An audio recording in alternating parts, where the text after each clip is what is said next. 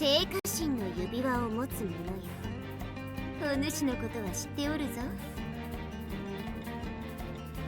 Yo, what's up everyone, Lad here. We've got another traveler coming this Wednesday, or more specifically, a Sacred Blaze traveler joining the roster. Ditraina, the witch with the oversized hat. She officially starts the magic meta with her introduction. She specializes in light and dark magic attacks, and with her skills, she's able to hit either light or dark 6 times to all enemies. Let's go ahead and check her out.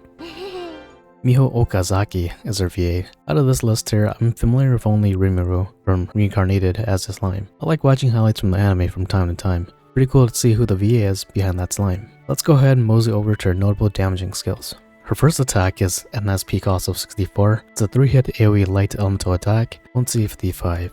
And now the infinite, light, and dark are her active passives that activate when she uses light attack or dark attack. For example, if she uses her 3-hit AoE light attack, she gains the infinite light passive, which gives a 15% light resist down to all enemies for 2 turns. And if she uses a dark attack, which is the next attack, she gains the active passive infinite dark, which allows this 3-hit light attack to hit 6 times. So moving on to her second ability, it's again a SP cost of 64, it's a 3-hit AoE Dark Elemental attack, potency 55. Her next 2 abilities are her nuke attacks. First one is SP cost of 50, it's a 1-hit single target light elemental attack, potency 230. With infinite light active, she gets herself 30% elemental damage up, and with infinite dark active, this attack becomes 2 hits. Her last ability is the same thing, SP cost of 50, but it's now 1-hit single target dark elemental attack with potency of 230. Infinite light is active, this attack becomes 2 hits, and if infinite dark is active, she gets itself 30% damage up. For ultimate, it's a 4-hit single target alternating of both light and dark elemental attack. It has a potency of 60 at level 1 and 75 at level 10.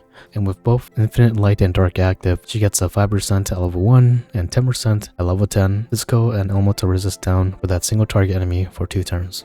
Now looking at her passive, after using a light skill she gains 3 turns of infinite light active, and after using a dark skill she gets 3 turns of infinite dark, and if both are active she gets a 30,000 damage cap up. Her second passive, her elemental attacks can crit, and if both infinite dark and light are active she gains dead aim, which always guarantees a crit.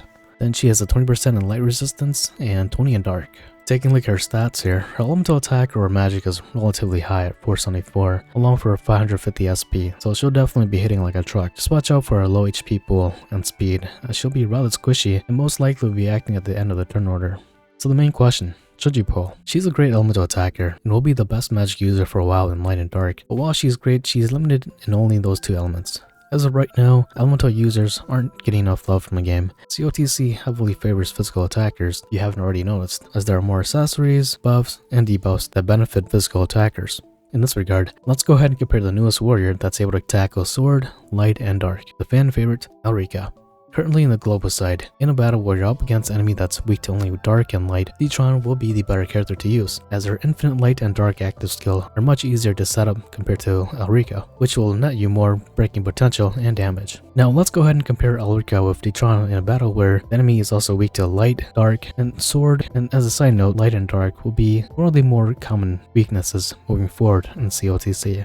Now back to Elrica. In a battle with these 3 weaknesses, then I would prioritize Elrica, as now you can build a team of physical attackers, which most of us should have. The strongest characters in the game right now are undoubtedly warriors, and we'll be gaining 2 strong warriors who can also damage elemental weakness, while most importantly, synergizing with the other physical attackers. Now you might ask, what does physical attackers have that elemental doesn't? Let's quickly run over these physical buffs and debuffs compared to elemental attacks before we indulge deeper into Ditraina. With the physical side relating to sword, we currently have Richard, who is able to buff sword damage up, reduce sword resistance, and his ultimate, which stacks on top of sword damage up. There are other characters who can also somewhat do the same at a lower scale, such as Sarisa with her sword damage up support ability. There are also more physical debuff equipments when breaking an enemy, such as free-to-play Jorn's A4 accessory or Joshua's A4 accessory. Both of them, when breaking enemy shields, lowers an enemy's sword passive resist down. And then for passive defense, all of us, including free-to-play users, have access to Yanlong's A4 accessory, which provides a 10% passive defense down upon breaking an enemy. Nextly, with physical debuffs, currently global we have access to Billy with his uncannily great ultimate, which gives a 20% defense down, and if you put everything together, you can achieve an active and passive sword resist down, active and passive defense down, sword damage up, and with all this you can deal so much more as a physical attacker, but there's a lot more physical attackers in this game when compared to elemental attackers. Currently, we have access to active elemental resist down debuffs such as Raging Luminance, which lowers an enemy's light resist by 15%. And as a side note, if you didn't know this already, warriors who can also hit light or dark weakness, they do not benefit from these elemental resist down debuffs. These kind of debuffs are strictly only for elemental users. Next, when talking about passive elemental down resistance, we have free-to-play friendly accessories such as Wingate's A4 accessory, which can lower dark resist by 10% when breaking enemy shields, or Levon's A4 accessory, which is essentially the same thing as Wingate's but with light. With the elemental attacker route, you lose access to passive defense down. In this case, the highest percentage of elemental passive defense down you can get is attainable only from Xenia's A4, and she's from the Sacred Blaze banner, and her A4 gives you a 15% elemental defense down, which is very rare. So in summary, in a simplified way, COTC likes physical attackers. There are travelers who can hit elemental weakness with physical damage, and the meta is shifting towards that way.